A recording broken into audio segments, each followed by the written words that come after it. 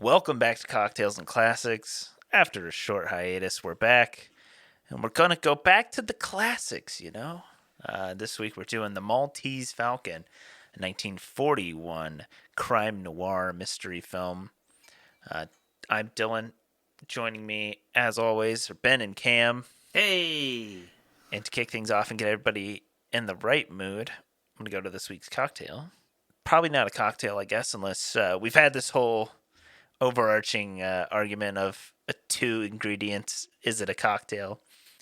But this is supposedly the cocktail of choice for Humphrey Bogart, the star of the film, a notorious drinking man. There are numerous quotes of him throughout history saying, he's quoted here saying, "The whole world is 3 drinks behind. If everyone in the world just took 3 drinks, we would have no trouble. If Stalin, Truman, and everybody else in the world had 3 drinks right now, we'd all loosen up and we wouldn't need the United Nations." What a quote. And apparently, his scar and his lisp that he's kind of iconic for came from his drinking during Prohibition, and that he got into a bar fight.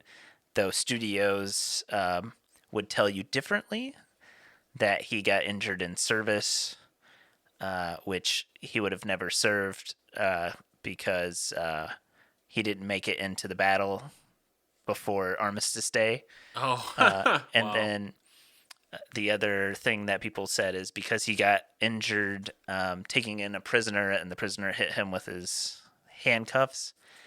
But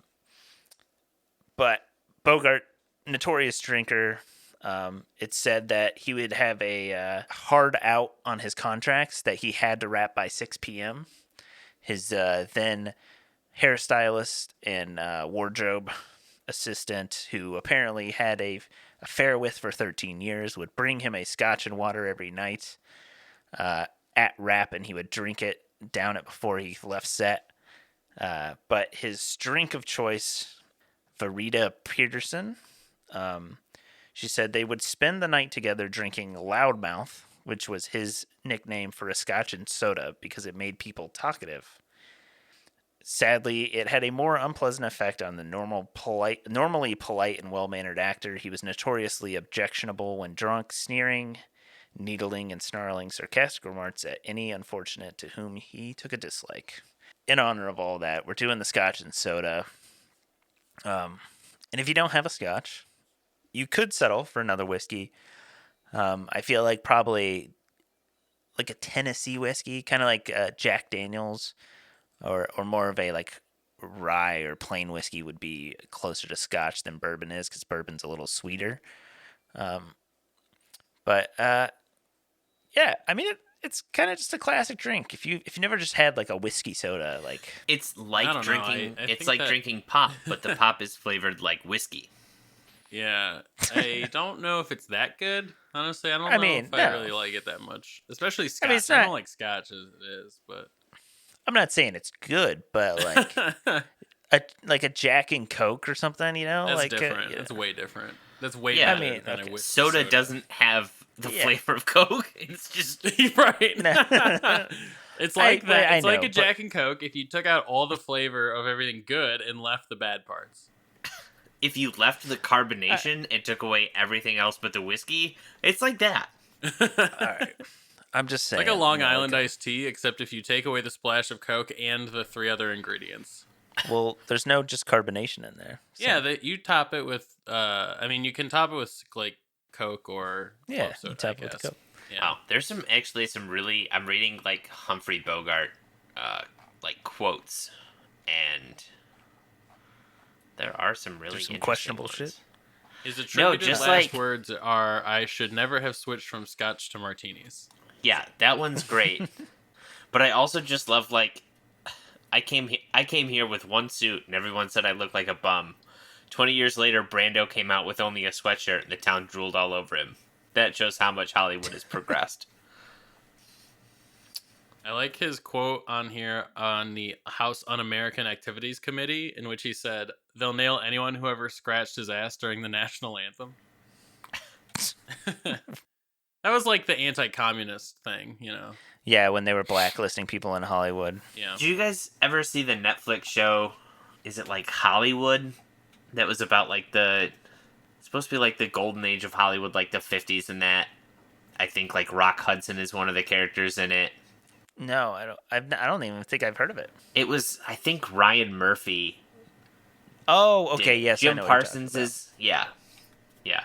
So this was a quote he had about on the fact that they had like these untrained, basically like what beefcake stars of the 50s who were picked up from sidewalks and gas stations. He said, "Shout gas around the studios today, and half the young male stars come running." Damn. This man gave no fucks, and I love it. Check out The Maltese Falcon on HBO Max as of recording. Maltese Falcon is a 1941 crime film. Some say it's one of the first film noirs. It stars Humphrey Bogart, Mary Astor, Peter Lorre. Gladys George, Barton McLean, Sidney Greenstreet, Ward Bond. It currently sits at a 8 out of 10 on IMDb. It's the story of a San Francisco private detective, Sam Spade, takes on a case that involves him with 3 eccentric criminals, a gorgeous liar, and their quest for a priceless statuette, with the stakes rising after his partner is murdered. Directed by John Huston, screenplay by John Huston, based on the book by Dashiell Hammett. It was nominated for 3 Oscars: Best Picture, Best Actor in a Supporting Role for Sidney Greenstreet, and Best Writing Screenplay. Had anyone seen this movie? I'd seen this I feel like is a movie that I've never seen. I feel like it's one of those that's referenced a ton to the point where like you get the idea of it. Because I mean realistically to me it is the thought of like every spoof of like the black and white detective. The only thing that's different is like the voiceover that you normally get in like the detective-y spoofs, but like so I felt like I knew a lot of what was going on, but I'd never actually watched the movie. Never seen it either. Yeah, I mean, being like one of the first film noir films, it really set the stage for everything to come. I mean, like, I was just waiting for the moment where the hard-boiled detective was gonna go a step too far and handle some women wrongly. And I was like, Nope, instead it's just a man he slaps, and he says when you get slapped like a man. Yeah. And then slaps him again. It's just like, no. Alright. So, I have a question, kind of quasi-related to the movie. Is there a reason people really think of Humphrey Bogart as like a really great actor? Like, are people just making it up, or is there like a nostalgia, or like what's up? Like, I just feel like it's not particularly impressive. I know we're viewing it from a lens like literally 80 years later, so it's hard to like compare it, but I don't know. I view it through a lens of no nostalgia whatsoever, and I just don't see the enjoyment in his acting. I mean, I thought he was better in Casablanca than he was in this. That's I fair. also just don't think, like... I mean, he made a shit ton of movies, so, like, to base it off of the 2 we've seen probably doesn't help. And back then, you had, like, realistically, each studio had 2 or 3 lead actors that were in almost everything, so the fact that he was one of them, just think how much worse it could have been. Well, and this is also not, like, he wasn't nominated for an Oscar for this movie. He was nominated for Casablanca, and the only one he won we haven't watched was The African Queen. So, but it might just be the character. Like, I feel like that character isn't the most interesting. I don't know, maybe I wasn't paying attention well enough. I do feel like this movie was a little bit all over the place. Yeah. Like, it seems very jumpy. Like, there's not a great, like, threading of the scenes to tie together enough of what's going on. I mean, you're supposed to be in the dark for the first part where it's like, Mrs. O'Shaughnessy, I think. Is that her name? Yeah. she shows up and it's like, oh, like, can you go trail this guy? Oh, okay. Well, now your partner's dead. All right. Who killed him? I don't know. And then you slowly meet all these other people, but it's never like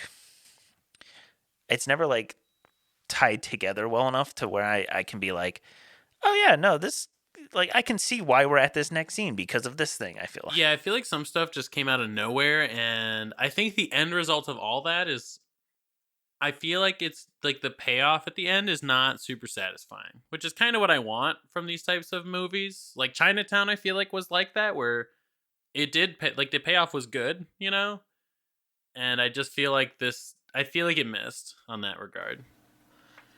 I think I think this, and I thank whoever for it. Writers have gotten so much better at adapting novels. I think they tried to pull from the novel what they could, but just did not do a good enough job. And I think back then, in order for writers to really think that they got the novel, the movies had to be like 6 hours. Cough, cough, Gone with the Wind. Cough, cough. But like, this one just, for under a 2-hour movie, I think it tried to do too much. There was too much going on, and I'm sure there was probably too much going on in the novel for this to be a hour and 40-minute runtime movie. Yeah, like they could have adapted. I feel like they could have adapted it to be more concise for their screen time, you know? Like they could have adjusted it a little bit and maintained at least like the integrity of this story. I don't know the original story, so I can't comment on what they did or didn't do from it, but like, yeah, I did I feel feel like there it was has just to kinda be like, stuff that was not. Yeah. Yeah, I think they probably left out a lot of the transitionary stuff, which is why this feels. I'm guessing. I haven't read it either, but my guess is that they went main point, main point, main point, main point in the story, and whatever kind of happened in between. If we get it, great. If it doesn't fit, cut it. We can make it work, and then at the end, it's just not enough of the in-between stuff to tell a cohesive story as to what the hell's going on. All right, I have a 1B question. So, related. Do people think Humphrey Bogart's an attractive person? I think in the classical sense of like he's like a scruffy kind of looking man, like he's like a hardened man, maybe. I don't know. I'll be I honest. feel like In this movie, I don't think so. don't think he's a good-looking dude. On IMDb, like the cast picture they have of him, he looks like a handsome dude. Yeah, he does look better in his cast picture on IMDb. I just feel like, I don't know. I just don't get it, I guess. I think the idea of this is a theory, and it might be scientifically like a more Questionable. well, no, I just think there might be someone out there who might have explained this better than I can. I think if someone is like at least an average looking person as a celebrity, I feel like the more you see them, the more attractive you think they are. You know what I mean? I mean, he's kind of got like a Frank Sinatra kind of vibe to him, though. I will say. Yeah, but I just think I there's mean, the vibe, but I think Frank Sinatra is a much better looking man than Humphrey Bogart is. I don't even think it's close. Let me look up a nice Frank Sinatra picture here. Let's see. What? What? like I said, some of these pictures on IMDb We talking okay, young Frank Sinatra? Or Either, like old whichever Frank Sinatra? one. I mean, I No, Yeah. old Frank Sinatra is No. not. Get out of here. Old Frank Sinatra. Okay, not gets a like little rounded super face. old. Are you talking about like Old- like 70s? No, okay. Yeah, old when Frank Sinatra was doing like Dean Martin roasts. Yeah, the booze caught up. The booze I'm caught not up to saying, old like- Blue Eyes. I'm not saying like super old, but I mean, come on. Like, I don't know how old Humphrey Bogart was in some of the He's pictures 40 I'm in this looking movie. at. He's 40 in this movie. Okay, Ish. I mean, to be honest, it looks like he's been 40 for his entire career. I mean, he also, that was part of the thing earlier that I was talking about. Like, the dude apparently was like a hard drinker since he was like 18. Yeah. So, like, I think he just kind of, went through a lot and looked like an old man from the time he was a child. He's got old man eyes. Like I said, I don't think he's people's sexiest man alive. But What if he actually was back in the day, though? All right, let's look up the trivia. I mean, so is Blake Shelton. So come on. That's a good. I mean, that's pretty egregious. But they have to pick a new person every year, you know. It can't just be like George Clooney for 20 years. There has to be someone other than Blake Shelton. I mean, I agree with you, but Yeah, they can't pick the same person every year or whatever, but also there's new celebrities every year. So come on, pick someone new. What year was he? Oh, Was he, like- 2017. The AFI said he listed him number 1 as the greatest screen actor of all time. See, boo! That doesn't even make any sense. All right, like I just Empire in 1997 said he was number 9 top movie star of all time. well, what do they mean by top movie star? Like number of movies? Do they mean It like might have best been, like- roles? It might have been based on like box office. Entertainment Weekly, greatest movie star of all time. Like he was in a sheer a large number of them. So like I get saying like, oh, he's one of the best ones of all time because Premiere Magazine he literally said has like 50 acting credits. or 50th whatever. best performance of all time in this movie. I just look, I don't think so. I think you could find 50 better performances in the past 20 years. Unless we're like adjusting the score for the time period, like that's fine. If you want to say like time adjusted, was he better than most of his contemporaries? Maybe. But like all time, I don't know. I just don't see it. Usually smoked 40 cigarettes a day. Oh, I mean, that explains his looks, I guess. Jeez. And that was unfiltered, too. Wow, he also died in 1957? Yeah, he died super young. All the smoking and drinking? I was gonna say, gee, I wonder what caused that. That's Well, it actually was hit by a bus. esophageal cancer. Oh. hey guys, hey guys. Well, I'm holding a gas can. he Let still me play with smoked it. these matches. Oh no, he caught fire. Oh, I'm shocked. Do you guys want to have an impromptu gasoline fight? Well, here's a fun trivia fact for you. After undergoing a 9.5-hour operation for esophageal cancer, he began smoking filter cigarettes for the first time in his life. You gotta remember back It's- then. It's so But back sad. They then- thought they were okay for you. They Well, thought not maybe only- they were even good. Not only okay, but like advertisers sold them as like, let me find a doctor who I can pay enough money to say cigarettes are good for you. Yeah. So I mean, there were medical things that came out that would say, "Oh, yeah, no, cigarettes are great. You should really smoke them. They're gonna make you live forever, and you look cool." The 14th was the anniversary of his death. Wow. I'm over here just trashing the man 2 days after his anniversary of his death. Oops. He was born on Christmas. Holy shit. I think that's fake, though. Really? On IMDb, it says born December 25th, 1899. All right, hold on. Let me reread this trivia Oh, fact. I did. 'Cause- I saw that trivia fact too. It's interesting. So this trivia fact, it says New York Times reported on December 2000 that Humphrey Bogart was born on 23rd of January 1899, but Warner Brothers publicity decided that a Christmas birthday would be far more advantageous because a guy born on Christmas can't be all bad. But oh my god. it says, however, copies of two 1900 census forms prove this to be incorrect. Wow. So he literally was like, it's not even close either. Like you said, January 23rd, 1899. So they literally pushed his birth date like 9 months into the future. I guess like 11 months into the future. well, let's see. What does it say? I don't know. A lot of it does say he was born on Christmas, so maybe he was born on Christmas in the New York Times.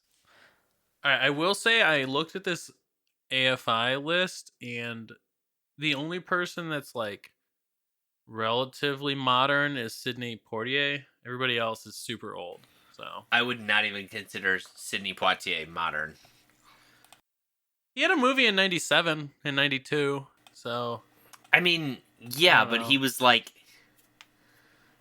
I'm just saying that is, 70?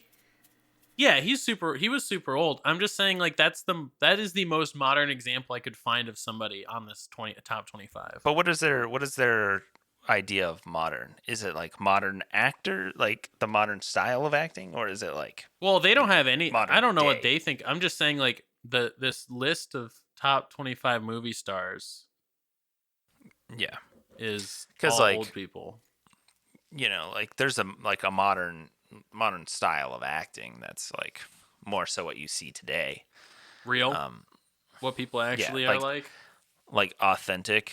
Well, I mean, yeah, but that wasn't, what, was that like Brando, really? That kind of Brando is on there. was like the first, Like I'd say like he's like typically credited as being like the first major actor to act in that style. Which, to be fair, Humphrey Bogart even like said when I think it was Streetcar came out, I read the quote that he's like, this guy can act, the rest of us are just selling potatoes. I think Humphrey Bogart was a little self-aware of the movies he was making. One of his He quotes was literally like, I've made more bad movies than anybody. Yeah. Yeah. Yeah. I mean, so like I think he might agree with what I'm saying. I bet he'd defend a couple though. I feel like he'd defend like Casablanca. I feel like he'd be the type of guy that he would sit there and be like, come on though, Casablanca was good though, right? I mean, come on, come on, it was good. No cap. Casablanca was busting. Look, some of the movies I made were shit, but Maltese Falcon, that's a good flick, man. I made a good flick. Now go get me another Scotch and Soda. That shit was gas. And an unfiltered cigarette. What? You can't really buy those as much anymore? What? Nobody smokes those? I guess I didn't know exactly what the movie was gonna be like going in. I feel like I was expecting a little bit more Chinatown, and got kind of like more of an adventure film, if I'm being honest. This is the original One Punch Man. He's just knocking dudes out with one hit. He's like, bam, you're on the ground. Now I can rummage through your clothes. It was super weird. Like, and just like the whole like roasting fucking, what was it, Wilmer or whatever? What is the Wilbur? Wilbur with a B. Yeah. Like he just kept fucking roasting that guy the whole movie to the point of where that dude was like about to cry and kill him. Like, he fucking bullied that guy. It's Wilmer with an M. It is Wilmer, but there were some parts that were I think they were supposed to be funny, but they were legitimately funny. Like him bullying Wilmer was funny. The other part that was hysterical to me is when he knocked out Joel Cairo. Yeah, and then he was like, all right. Cairo's like, all right, give me my gun back. And he gives him his gun back. He's like, all right, I'm holding you up. I'm searching the place like a second time. It's like, what? Like, this is so... I feel like it's supposed to be funny, maybe? I don't know if it's supposed to be serious, but I don't know. That part was actually funny. It's funny to me, like, when Gutman says something to him, and he's like, I've already took guns from both of these guys. Yeah. Like, yeah, I've already practiced. I've practiced disarming both of them. Peter Lorre, I saw him in this movie, and I knew I recognized him. This is the most insane thing. What I recognized him most from is the caricature that they did of him in Looney Tunes. Oh my like, god! There's like a with like the caricature of him in sad Looney eyes Tunes? and big. Oh my god! I'll pull it up. And I think they always did like his voice of like, but his voice was of like one character that he did. Cause I think the character always talk like these. If you ever remember, like, Wow. that was like a fucking character that was always. I don't know what character it was that he did, but that's the one I remember. So they used him like a lot. He was in like a lot of different things. They actually Yeah, literally he has called the 110 character acting credits. Dr. Lori. Oh, in Looney Tunes? Yeah.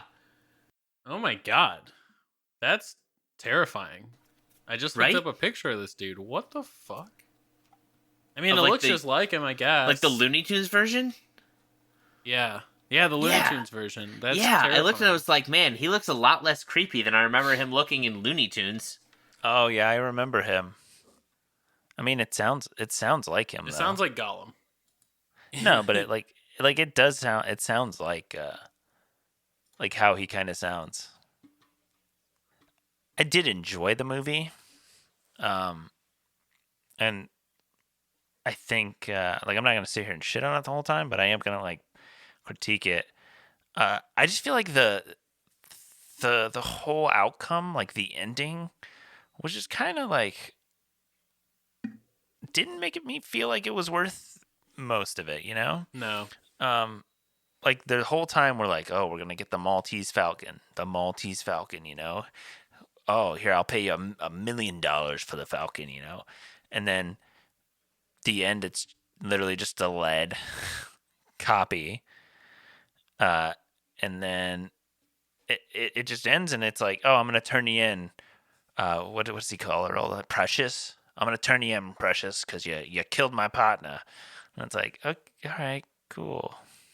A pet peeve is when they do these types of things and there is no inkling whatsoever at any point really that like that was the conclusion we were gonna reach. You know, like there is nothing. He kind of just like, yeah, I knew you did it for some reasons. I deduced it, you know, I guess basically. Yeah, I mean, pretty much. When he was just like, yeah, he never would have done that, but for you, he would have walked up the alley for you, licking his lips. You could have gotten as close as you wanted to before you shot him. Go, okay, cool. So like that's it. We're just throwing shit out there, and if it sticks, then we caught ourselves a killer. Cool. She could have easily been like, no, No, I I didn't. didn't do it. Prove right, it. and that's it. That would be it. Prove it. Shit.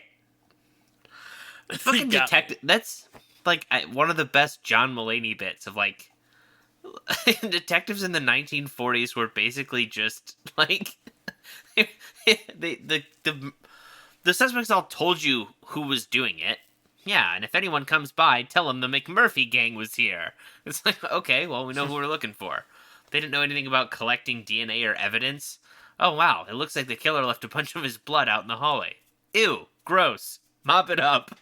Like, it's incredible that anyone was ever caught. And yeah, God forbid anyone was ever just like, no, Yeah. I didn't do it, and you have no proof. Shit, okay, well, you got me. Like, all right. Instead, it was just like, no, you killed him. It was you. How did you figure it out? I didn't until right now. Damn. You told me just now. Oh, Rudy, you've done it again. It's kind of like one of my gripes that I have with Knives Out almost was like you almost kind of don't feel like they did the legwork to come to the conclusion in a sense. Like for instance, this movie, like what detective work does he ever do? Nothing. He goes and Right. I mean, he goes and talks to people, but that's about it. Like, there's Yeah, no like, he actual never- like investigating anything. I mean, that's But kind then, of like- investigating. I mean, in the 40s, what else Yeah. do you have? Yeah, let's be honest though, he was a glorified reporter. Yeah. He was But an investigative journalist without the journalism. Like, he just went and talked to people. Here it is. Okay. But yeah, like I mean, like you guys were saying, like he comes to this conclusion, but it's like, well, you're just pulling that out of your ass. Like, how did you get to this? So like, I feel like it's unsatisfying when that whole conclusion comes because it's like, oh well, I didn't see any of this really come. Like, I didn't see any of this. Yeah. Like, we weren't there for the investigation, I guess, because it all happened in your head.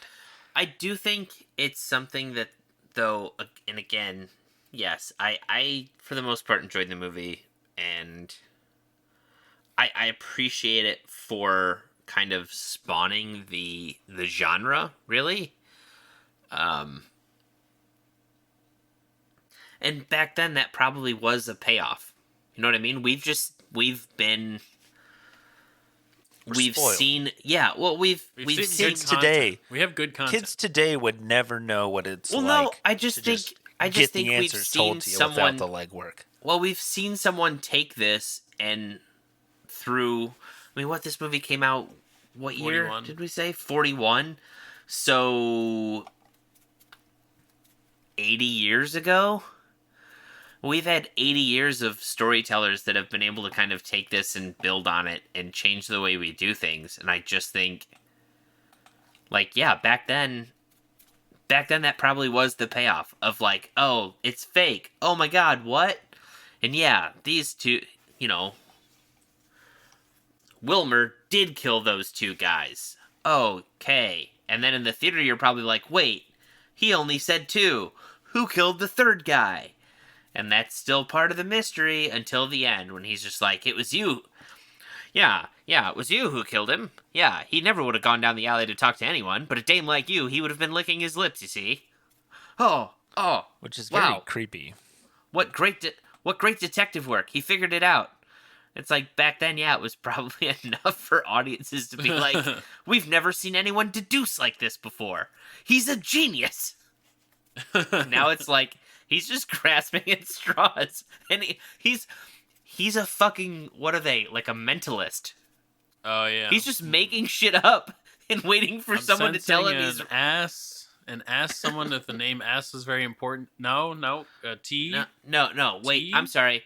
Not an S. It's a, but maybe it's a C. Maybe it's a C sound. It's a Carl. Oh my God! Yes, Carl was my brother. Yeah, he's talking to me from beyond the grave. Knew it. Yeah, it's But the he's same alive. way. Oh shit! Not anymore. You should go check on Carl. It's kind of like right at the end, you know how he's trying to like basically swoon them to be like, please don't kill me, or he's like, oh well, we'll just give him Wilmer. Oh, you don't like that plan? Well, we'll just give him her. It's like he's just grasping at straws to see like We'll give him what Cairo. they'll We'll take. give him Cairo. Yeah, we're not giving him Cairo. Well, look, if you want the Maltese Falcon, you gotta give him someone. All right, I guess it's gonna like be the Wilmer. The worst trade He negotiations. just knocks Wilmer unconscious and is like, Wilmer can't say no because of the implication. Did you see this Wilmer dude? He sucks. He took one punch and he's out. I think you should give him to the cops. Look, this man has a glass jaw. Do you really want him? Oh yeah, but he's like a son to me. And then what? I think in like the book or something. In the book, I can't remember the guy's. What's the heavyset guy's? Gutman. I mean, Gutman? at one Gutman point is- he's called like the fat man. In the book, Gutman is basically like, well, you can always have another son, but there's only one Maltese Falcon. He says that in the movie. He says it Oh in the yeah, movie. he does. It's just like, oh shit. Well, he's Yeah, like, I can no, al- you can't. you can always We have can't another give him son. Wilmer. He's like a son. Oh, actually, you know what? Fuck my son. I want this bird. I want this jeweled bird. I want this lead bird. Unfortunate. Yeah, I mean, I guess you're right, Ben. Like, because I don't know. Like, obviously, it's noir film, so I'm kind of like drawing comparisons, but like I think of like Chinatown that came out like 33 years after this, and I'm like, I saw the guy do the work. He went places and tried to like investigate. Got his head busted a couple times. Like he's also wisecracking. He's doing all of the similar things, but I feel like, I mean, maybe it's just a different case, I guess. But like I feel like at least in Maltese Falcon, it's less about like investigating and finding out a mystery per se, and it's more so about all these characters stringing him along in different directions. And honestly, he's like Bogart's character kind of just sucks because he's literally just gonna go to whoever gives him the most money to find this Falcon. Like even though Well, his yeah, partner I just love. fucking died, Yeah, I it's love when like, he walks out after meeting the fat man, and it's just like he leaves, and the guy tells him how much money he'll give him, and his like he throws the glass and he acts all mad, and then he's walking out and he's like thrilled. Cool. Yeah, you just got made a huge fucking payday. Way to go, bud. did anything did anything surprise you guys? Like were you ever like, oh wow, or was it all just kind of like straightforward? I think it. I don't think there was anything that was really given the opportunity to really surprise you. I feel like the movie itself just felt straightforward. Like there was not really the opportunity for a twist or for anything. Again, outside of like what now seems obvious for us, but probably back then of like the O'Shaughnessy killing Sam's partner. But like in my mind, it was as soon as they said Wilmer killed two of them, it was like, okay, well, there's only one other person that could have killed Sam's partner then. It's the only other person we'd met at that point in the movie, so that kind of narrows it down. Um, I will say, just because, again, I knew of, like, a bit of it, but for some reason in my head, I thought the movie kept going and they eventually, like, found the Falcon, or someone else just had it, but, like, it was in the movie. I didn't realize that it just ends without them ever even seeing it. For some Yeah. reason in my head, I thought I thought there was an explanation of what really happened or where it's really at. Yeah, like there's no resolution to that really. It's like everyone gets caught, but like the Maltese Falcon is still out there. I was kind of expecting I'm trying to think of like what movie it is, but kind of where like everything kind of gets fumbled up, or like somebody does a double triple cross or whatever, and then like I was expecting Bogart's character to just end Have up it. with the Falcon at the Yeah. end and be Yeah, like, for some reason in my head hey. I thought that was like what happened is like he has the real thing. Yeah. I'm trying to think of what movie I'm thinking of that like happens in. I can't remember, but I know what you're talking about cuz I thought it was the same thing. I didn't realize the it's the stuff dreams are made of. I didn't realize that was from this movie cuz that quote is everywhere. I'm looking at the quotes and just again, the when you're slapped, you'll take it and like it. Like just oh my god. I think part of what always surprises me about these old movies is just how comical some of the situations are. Like, I don't know. Like, I always go back to movies like even Doctor No and stuff like that, where it's like, I don't know, just the realism that is in these movies is just like so bad that it's like not believable, and it kind of takes me out of the whole experience of watching it. You know, or again, it's kind of like, oh, he punches a dude once and he goes down. You know, and it's like, all right, he does this multiple times. Or like the way he like accosts the dude and like pulls the guns out from his jacket, even is like, is that really?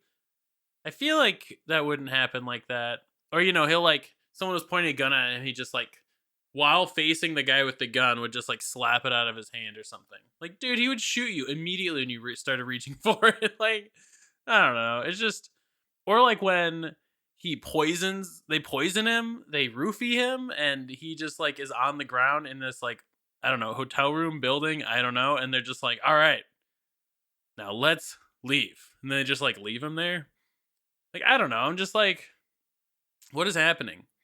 Or like, I mean, I don't remember if it was Dr. Null or Goldfinger or whatever, but they were robbing Fort Knox and like they pumped gas into Fort Knox to like knock people out, you know? And what they did though, when they were like passing out, is they would just like slowly go down to the floor. You know what I mean? Like they wouldn't like fall over or anything like that. They would just, or like pass out, you know? They would literally like crawl down onto their like in a prone position and then just like pretend to be sleeping. It's like, I don't know, just some of that stuff is just like so laughably bad at this, like now, seeing it now, you know, and having no nostalgia for any of that period. Or I'm just like, I don't know. I don't know how this doesn't like take people out of the experience a bit. Know what I mean? Yes. Yeah, I can understand that. I think sometimes when it comes to these movies, I just give myself like the suspension. Yeah, you got to be in the headspace, I feel like, for these. I don't know, I feel like I have to be in the headspace for most movies. Because there's some times where I'm like, I really want to watch this. Like, I'm one of those people who, like, I go through all the streaming services quite often, and I like build a watch list. If there's a decent sale and there's a movie I don't own, I'll buy it or whatever, and I like basically build up all this massive queue of like, I gotta watch this shit, and then I go to sit down and I'm like, I can't find anything to watch. Yeah, because I'm and just on not this in list, the mood. it's like I'm not in the. So my dad lent me Once Upon a Time in Hollywood, and I've wanted to watch it. I really do want to watch it, but I feel like every time I'm going to do it, I'm like, I just don't know if I'm in the mood for it. It's a good movie for what it's worth. I like it. I've heard great things, and like I love the era. I'm here for it. I really want to watch it, but it's just one of those things where it's like every time I'm about to play it, I'm just like, do I want to watch this right now? Like, I don't know if I'm really in the mood for this. I find the easiest thing in that situation is to just commit, and then you'll be like, all right, After like I'm 5 stuck. or 10 minutes, you're like, okay, Yeah. I'm in. Yeah, because like, I'm the worst about it myself, but yeah, it always happens where I'm like, I go to watch something or I'm like trying to pick something to watch, and I'm like, I'm in the mood for this, and then I can't find that I'm like thinking of, and I'm just like, do I even want to watch anything? And then by that point, it's like been 15 minutes. I'm like, all right, well, I'm over it. Now I'm gonna do something else. I'm gonna hop on Xbox or something, you know, like Yeah. it's like it's a blessing and a curse because there's so much accessibility to like almost anything you'd ever want to watch. I mean, hell, we like for the podcast or whatever, you know, we use Just Watch, and it's like if I can think of a movie, I can search it, most likely find it somewhere, but then you're like over stimulated with like the amount of choices you can make for shit, and it's like there's like a thing for it. It's like you know, like having too many choices and being unable to decide. I can't think of what the phrase is, but yeah, I don't know. So it's like I have to be in the mood, and then like this movie is in most classic movies, you kind of like you do kind of have to be like, all right, I know I'm not going to be wowed by like any of the effects. I know I'm not going to like be blown away by most of the cinematography. You know, like I just gotta go in and watch it in the mindset of like this is a classic movie. Maybe I'll be impressed, maybe I won't, you know. Just kind of shocked that like the amount that he was offered for the real Maltese Falcon is like what the lead copies props are worth now. Like $1 million props. Interesting. Yeah. I mean, that's Well, I saw that like they were like 50 pounds or something, and one of them got dropped on Bogart's foot. Oh God. And so like one of them has like curled tail feathers from when it like landed on. So this is interesting. So the first two like trivia things on IMDb are about it. So the second one is that 8 Falcons were used for the movie, 2 lead and 6 plaster. The lead ones weighed 50 pounds, and yes, someone accidentally dropped one on Bogart's foot. It's on display in the movie museum at Warner Brothers, and its tail feathers are visibly dented from when it was dropped. And the second one is that 3 of them still exist and are conservatively valued over $1 million each. It makes them some of the most valuable film props ever made, and each one is now worth more than 3 times what the film cost to make. Wow. That's yeah, crazy. and then read the one that's like 3 below that, where it's like Humphrey Bogart had to bring his own clothes for the character. Humphrey Bogart had to supply his own wardrobe. Wow. So they could save money on the film and stuff. So weird. I mean, yeah, back then, like, shit was done as cheap as possible. Which is probably why a lot of the movies come across as seeming like they're the exact same thing. Or the characters are the exact same character. Looking at some of Bogart's other movies, I was just clicking on them and reading the description. I was like, they could have just called this, like, they could have just written this. If this were today, they would have just written, like, a 5-minute scene about how Sam Spade got into this thing, and it would just be the same character in all of them. Yeah. It would be, like Maltese Falcon 2 or something. Or a Sam Spade mystery. Yeah, the Tale of the Sierra Madre, a Maltese Falcon mystery. That's a mouthful. The other thing I did see was that they considered Edward G. Robinson for the role of Sam Spade, which I thought was interesting. Edward G. Robinson is, again, another person you might be like, oh my god, that's Looney Tunes. He always played, like, the gangsters in the old, like, not silent, but, like, the black and white movies, who always talk like this, see? Yeah, see? Here's what you gotta do. So, like, I just thought it would have been hilariously funny to have both him and Peter Lorre in the same movie, because in Looney Tunes, like, that's all their characters were always together. None of us had seen this film, so you're going to get 3 fresh ratings. Cameron, lead us off. What'd you think on the Maltese Falcon? Yeah. Unsurprisingly, I did not like it that much. I'm still looking for an old movie as I like as much as I do, like, I don't know, 12 Angry Men or something like that. I know that came out a lot later, but I don't know. I don't think old movies are for me, if I'm being honest. Watched a couple of them now, and I feel like most are just not that good.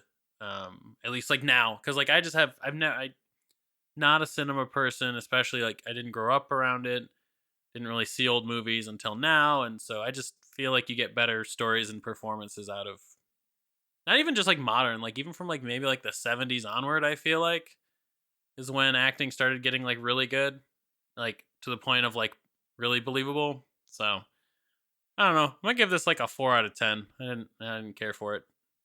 I think this movie is all right. Is it the best noir film? No. I think, to me, Bogart plays what I think of as a noir detective, or like a private eye, I guess. In this film, like, he's like a hardened guy, doesn't really give a shit about anyone but himself. Hell, I mean, he was like maybe sleeping with his partner's wife. I know she was at least interested in him. So it's like he literally just is in it for the money, throwing fists. Doesn't own any guns though, which is kind of a surprise. Like I said earlier, I think the story kind of lacks that intrigue for me. Being thrown around from like scene to scene was like a little disorienting, because then I'm like you slowly figure out like later that like, oh, these 3 are kind of in cahoots, and like this thing, like you don't really have an idea of like what the actual like point of all of this is until about like 30-40 minutes in. And I think I don't think I was like blown away ever, but Um, I'm gonna give this a 7 out of 10. Like, I enjoyed it. I liked it. Um, I probably actually wouldn't recommend it because I do think like there are better film noir films, but for me, it was all right, and I enjoyed it. So I consider this almost like the godfather of film noir. I think there's times where this movie had to walk so other movies could run. But I do agree with what you said. When I think of the genre of the. So, when you think of like. I feel like when you think of literary detectives, you tend to think like Sherlock Holmes or Hercule Poirot, or I feel like there's a lot of European influence, British, in that. When you think of the American detective, you think of the private eye. Um, you think of the black and white noir, you know, such and such detective agency written on the window. The office is really just like a desk and maybe a filing cabinet with a rotor or with a candlestick telephone. This movie, I think, was in my mind was that. I think Humphrey Bogart was kind of the inspiration for what is the American private eye archetype.